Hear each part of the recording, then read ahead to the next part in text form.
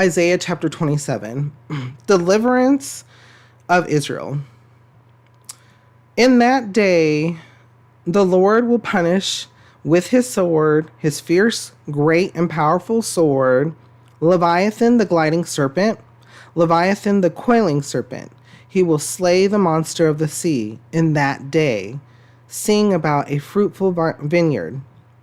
I, the Lord, watch over it. I water it continually. I guard it day and night, so that no one may harm it. I am not angry.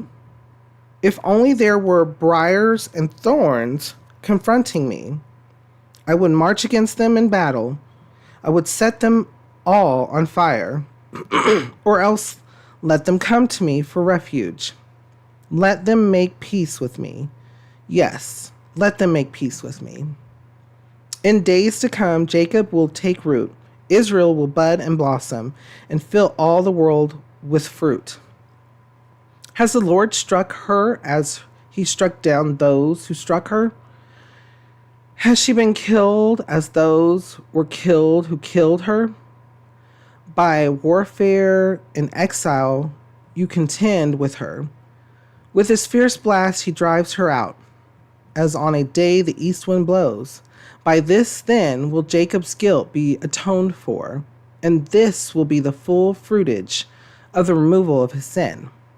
When he makes all the altar stones to be like chalk stones crushed to pieces.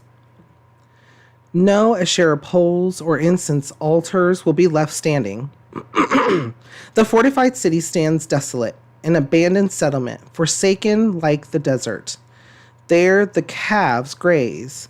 There they lie down. They strip its branches bare. When its twigs are dry, they are broken off, and women come and make fires with them. For this is a people without understanding, so their Maker has no compassion on them, and their Creator shows them no favor.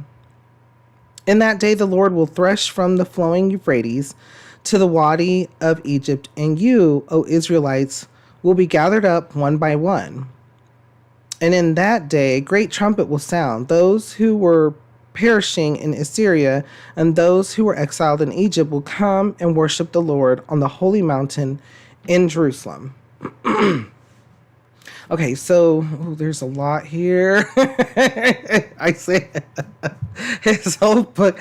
I encourage you, the book of Isaiah has a lot. Everything has multiple meanings. I encourage you to go, take your time, reread it, go back through it, point out things, highlight things, or write things down, because the book of Isaiah, he is giving it to us from the Lord, man. And there's so much here. There's so much that he's talking about. So, let's talk about this.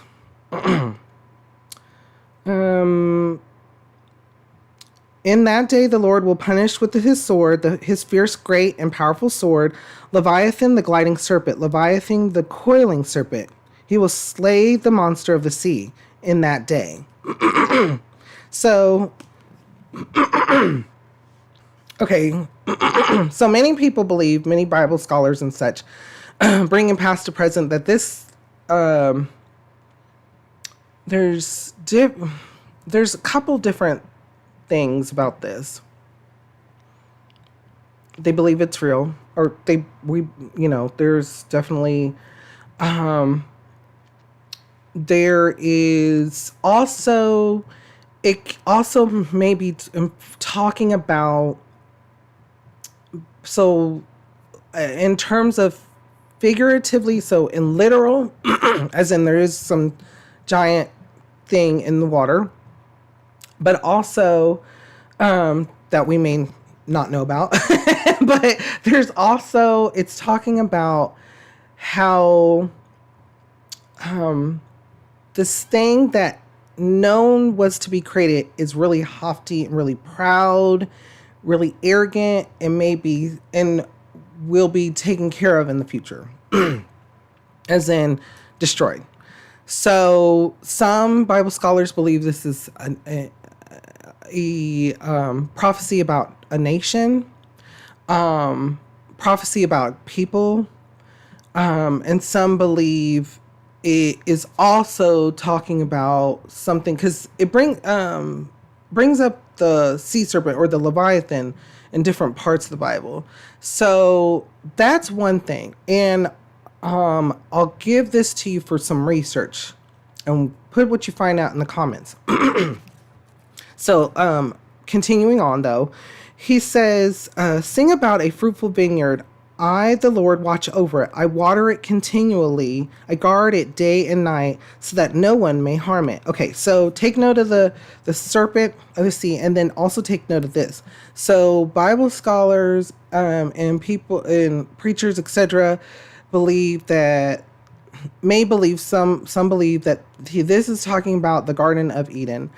So the Garden of Eden was originally, and still may be here on Earth, not sure. I'm not sure because I've never really, I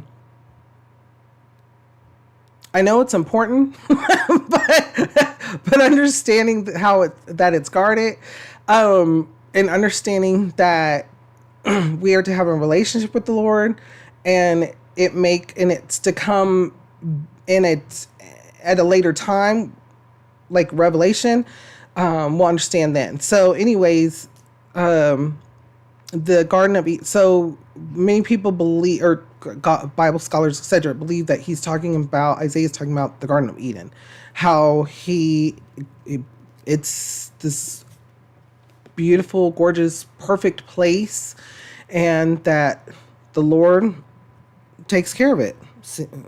Sing about a fruitful vineyard. I, the Lord, watch over it. I water it continually. I guard it day and night so that no one may harm it. And remember, the Garden of Eden, if being so, the Garden of Eden has a tree of life in it. Tree of knowledge and wisdom. And so there is a lot to it. And we'll learn more, in particular, in the New Testament. Near the end of the New Testament, Revelations. And so, and I'm not quite sure if some of the prophets in the final books talk about, or I'm not quite sure. I can't remember at this time. But so take note of those two things. Bringing past to present. Okay, so again, knowing that, recognizing when someone, or a group of people are prideful and arrogant, and understanding to, of course, seek the Lord's guidance. You can always pray for people. You can always pray for those people who are prideful and arrogant. Also be mindful of yourself. Avoid becoming prideful and arrogant, because that could blind us from the guidance of the Lord, from continually seeking Him. We'll utilize what we think is going to be the resolve of something because we know what we think we know.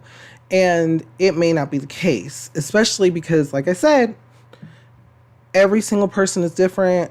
A lot of different things that happen in our life, even though they may be similar or they may look the same, might be different. So if it is the same, wonderful, great. However, again, still seek the Lord. Seek the Lord at all times.